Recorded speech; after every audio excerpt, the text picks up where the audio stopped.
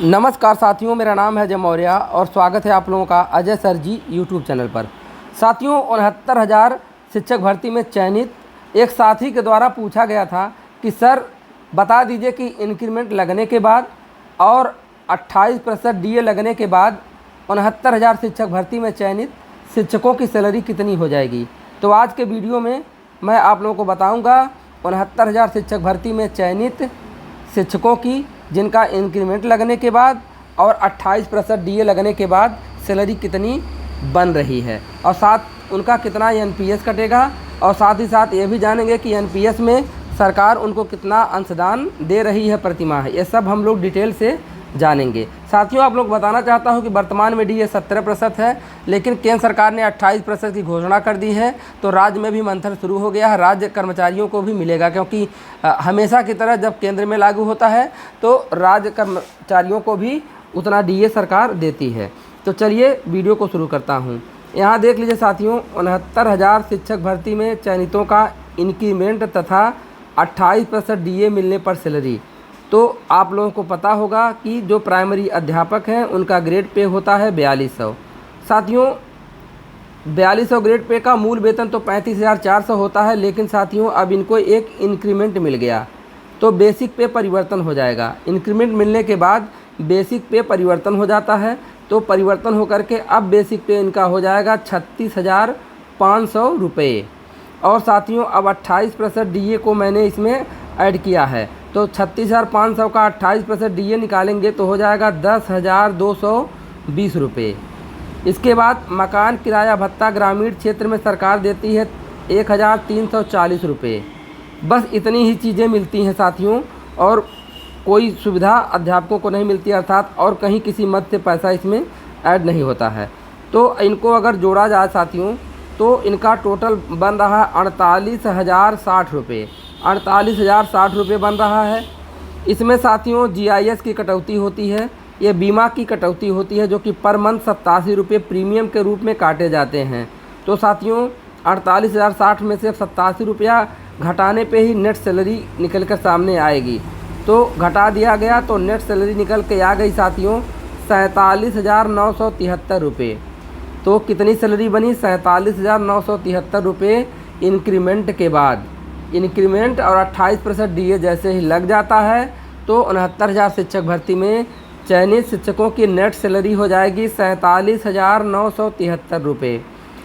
अब साथियों यदि आप एनपीएस कटवाएंगे तो इतनी सैलरी नहीं, तो एनपीएस में आपको पर मंथ कटेगा इसमें से पैसा। अगर एनपीएस नहीं कटवाते हैं तो खाते में इतना पर मंथ जाएगा। जो लोग एनपीएस नहीं कटवाएंगे 69,000 शिक्षक भर्ती में चयनित, उनको 47,973 रुपये प्रति माह मिलेंगे। अब आइए एनपीएस का विवरण। एनपीएस जो लोग कटवाएंगे तो एनपीएस में कितना कट जाएगा, यहाँ देख लीजिए। एनपीएस का मतलब होता है साथियों नवीन pension scheme, new pension scheme. तो अब पुरानी पेंशन योजना 2004 के बाद से समाप्त हो गई है, तो न्यू पेंशन स्कीम में 10%, देखिए बेसिक पे और डीए का 10% काटा जाता है। तो जो आपका सैलरी होगा उसका मतलब जो बेसिक पे होगा और डीए, तो ये हमेशा बदलता रहता है। तो वैसे ही इसका प्रीमियम में हर मंथ कटौती भी हमेशा बदलती रहती है। मतलब जब जब साल में 2 बार डीए में परिवर्तन होगा तो 2 बार में इनमें अंतर भी आता रहता है। तो अब वर्तमान का देख रहे हैं तो देखिए बेसिक पे और डीए को जोड़ने पे आ रहा 46,720 रुपये। अब इसका जब 10% निकालेंगे तो हो जाएगा 4,672 रुपये। 4,672 रुपये यह एनपीएस खाते में कट के चला जाएगा। यदि एनपीएस में कटौती करवाते हैं, नवीन पेंशन स्कीम में भाग लेते हैं, तो 4,672 रुपये पर मंथ कटेगा। अब जब इतना कट जाएगा तो एनपीएस कटौती के बाद अध्यापक के सैलरी अकाउंट में जाने वाली सैलरी, तो सैलरी अकाउंट में अब उतना घट जाएगा। तो 47,973 में से 4,672 रुपये कम हो जाएंगे साथियों। तो आज तो बनेगा कितना? 43,301 रुपये।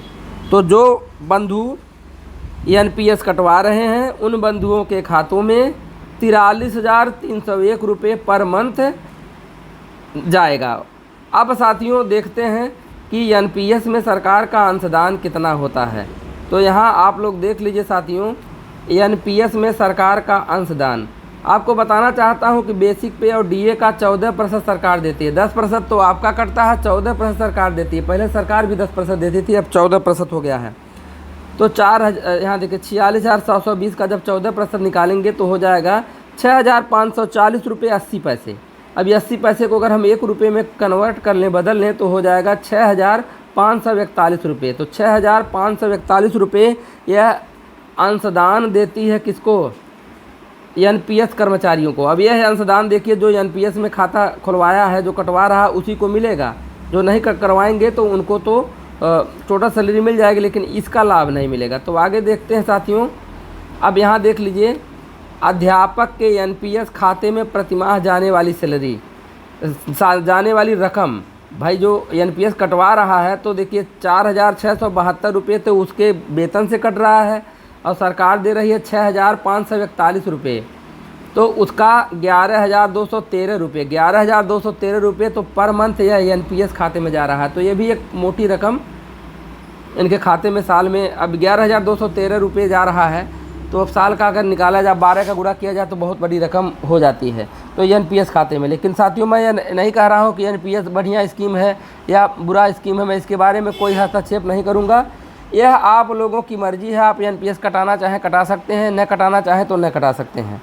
इसमें मेरा कोई सुझाव नहीं दे रहा हूँ। आगे देखिए साथियों, यहाँ देखिए, अब नॉन एनपीएस अध्यापक के खाते में प्रतिमाह जाने वाली सैलरी।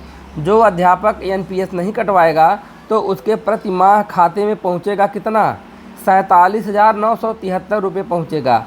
लेकिन जो अध्यापक एनपीएस कटवाएगा उसके सैलरी वाले अकाउंट में पहुंचेगा 43,301 रुपये प्रति माह पहुंचेगा और उसके एनपीएस खाते में पहुंचेगा 11,213 रुपये। 11,213 रुपये एनपीएस खाते में पर मंथ जाएगा और सैलरी अकाउंट में 43,301 रुपये जाएगा। अब अगर इसको हम ऐड करके देखते हैं, अगर ऐड करते हैं साथियों, अगर एनपीएस वाला जो खाते में और सैलरी अकाउंट वाले में, तो टोटल हो रहा 54,514 रुपये। तो यह 54,514 रुपये यह टोटल हो रहा है इसका। तो यह बचत ही है, मान लीजिए एनपीएस में जा रहा है तभी उन्हीं का है पैसा, और सैलरी अकाउंट में जा रहा है तभी उन्हीं का है। तो 54,514 हो रहा है। वैसे जो लोग कटवाते नहीं हैं तो उनके खाते में 47,973 रुपये ही जाएंगे।